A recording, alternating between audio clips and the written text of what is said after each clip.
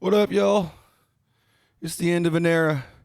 I'm sending this thing back to Arvin. Big up Arvin for sponsoring this for about 4 months. Arvin's Liquor is dope. The S11 is awesome. Not my favorite mixer, but it is dope, and I'll explain to you why it's not my favorite mixer in just a sec. What I did like on the S11 that was exclusive to it that I've never had before. First of all, this mixer sounds great. The phono preamps, they did a better job. I will say this old 57 Chevy still has some amazing sounding phono preamps. So if you play records, not just control vinyl like these, but actual records, them old Rain preamps, man, they sound good on the phono. That being said, and I am going to be playing more phono sets, which is why I had the old 57 Chevy out. But this thing, the phono preamps don't sound so bad. They're not too bad. And another thing is, if you are a hamster scratching DJ like myself, when you scratch, I switch to hamster for certain things. And if I switch to hamster, sometimes I'll forget that it's in hamster, and then I'll put the crossfader on the wrong side, and it'll turn the music off, and you're like, oh, the music's off, and you turn it back on, flip the hamster switch, and then bring it back. Or you can be like Z-Trip and my homie Epic, where their shit is on hamster the entire time.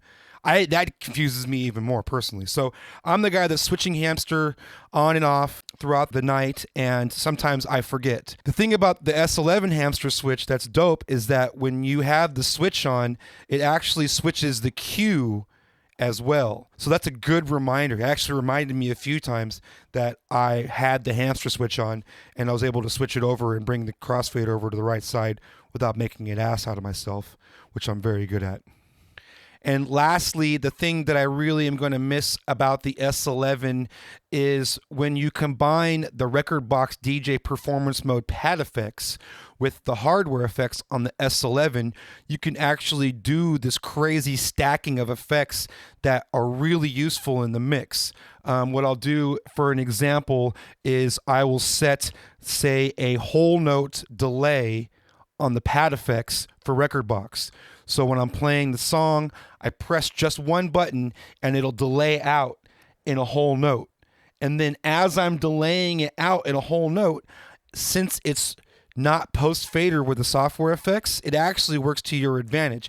People are always saying like, oh, post fader is the way. But actually in this situation, having a layer of effects that is pre-fader and a layer of effects that is post fader, I was able to do the whole note delay and then use the filter knob on the S11 to like low pass the delay as it's delaying.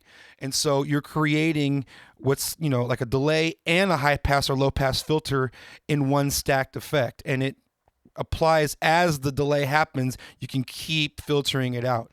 And that's a really, really cool sound. And it was really fun to mix that way. Definitely going to miss that about the S11. All right.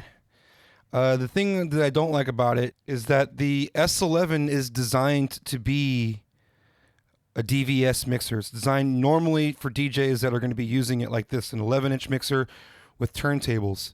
And there's a couple of things that have become kind of clutch when it comes to DVS performance. And although mappable, someone's going to say, but mappable, but MIDI mappable. I understand. It is mappable, and some of these features are on the screen exclusively. But it would be nice if a DVS mixer had a couple of functions that are already on the XP1. Namely, the internal button, so that we can quickly press internal and then press it again to go from internal mode to relative mode, so that we can pick the needle up, bring the record back, clean the needles, things like that. All that stuff that you do when we switch to internal mode on the fly of things. And another thing that was missing, and yes, I know that's mappable. Another thing that was missing on the S11 is this button here. I don't know if you guys can see it. Is the silent cue button. Now, silent cue was available exclusively in the screen menus under the MIDI B and on the S11. And it's not a mappable feature in Serato or Record Box, as far as I know. I know it's not in Record Box. And so I had to leave the screen on MIDI B the whole time in order to use the silent cue feature. And I use silent Q so much, specifically with DVS and turntables, that it became kind of annoying. So yeah, the silent Q button and the internal buttons would be clutch on the S11.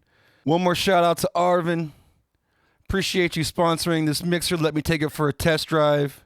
S11, DJM S11, SE no less, with the racing stripes. That means it's faster, I think. Anybody who's considering buying this, I would say yes. And if Pioneer DJ wants to give me one, I would say absolutely. Big up, y'all. Appreciate you watching.